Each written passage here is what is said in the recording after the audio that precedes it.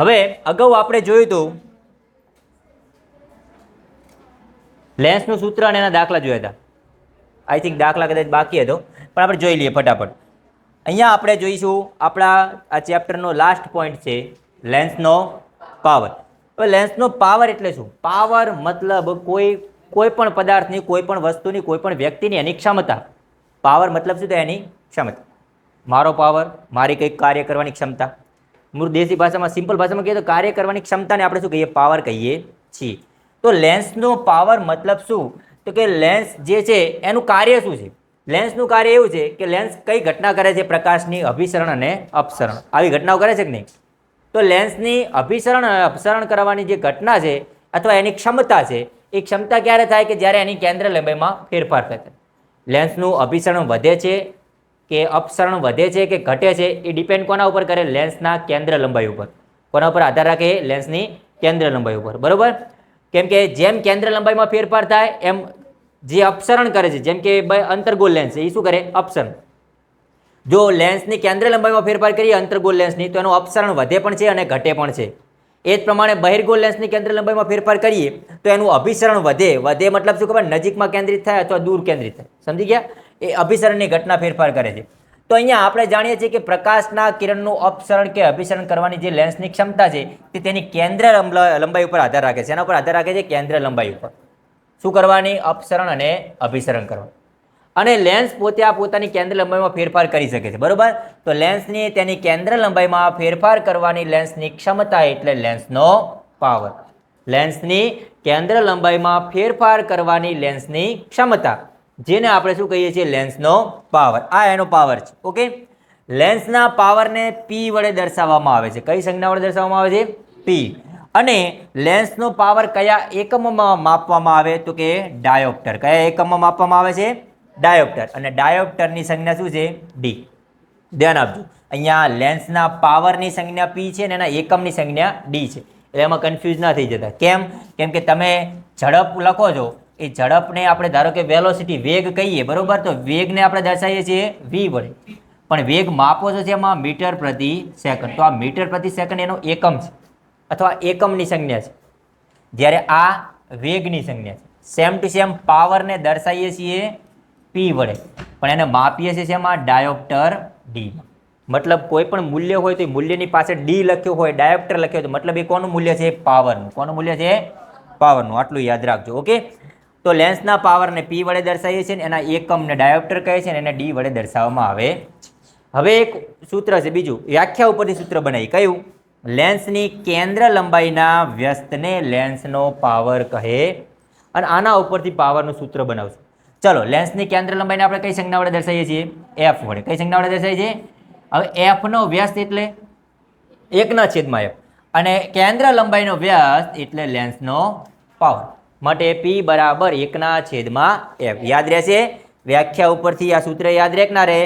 લેન્સની કેન્દ્ર લંબાઈના વ્યસ્તને લેન્સનો પાવર કહે છે. જો કેન્દ્ર લંબાઈને મીટરમાં લેવામાં આવે, કેમ કે કેન્દ્ર લંબાઈ શેમાં માપો છો? મીટર, સેન્ટીમીટર, એમાં માપીએ કે નહીં? અહીંયા આપણે કેન્દ્ર લંબાઈ શેમાં લેશું? મીટરમાં. શેમાં લેશું? લેન્સની કેન્દ્ર લંબાઈ મીટરમાં લેવામાં આવે છે. જો કેન્દ્ર લંબાઈ મીટરમાં હોય તો પાવર અને પાવર ડાયોપ્ટરમાં હોય તો આ સૂત્ર પ્રમાણે તમે શું લખી શકો? પાવરની જગ્યાએ લખો 1 ડાયોપ્ટર બરાબર 1/, કેન્દ્ર લંબાઈની જગ્યાએ શું લખો? 1 મીટર. મતલબ કે જો કેન્દ્ર લંબાઈ 1 મીટર હોય, કેન્દ્ર લંબાઈ કેટલી હોય? 1 મીટર, અને પાવર 1 ડાયોપ્ટર હોય તો શું થાય? 1 ડાયોપ્ટર બરાબર 1/1 મીટર. ઓકે? માટે આ 1/, છે અંશમાં જાય તો શું થઈ જાય? -1. શું થઈ જાય? -1. તો 1 ડાયોપ્ટર બરાબર 1 મીટરની -1 ઘાત કહેવામાં આવે છે. આ ખાલી જગ્યામાં, ટૂંકા પ્રશ્નમાં અને MCQમાં એમાં પૂછી શકે છે કે 1 ડાયોપ્ટર બરાબર ખાલી જગ્યા. તો 1 ડાયોપ્ટર બરાબર શું થાય છે?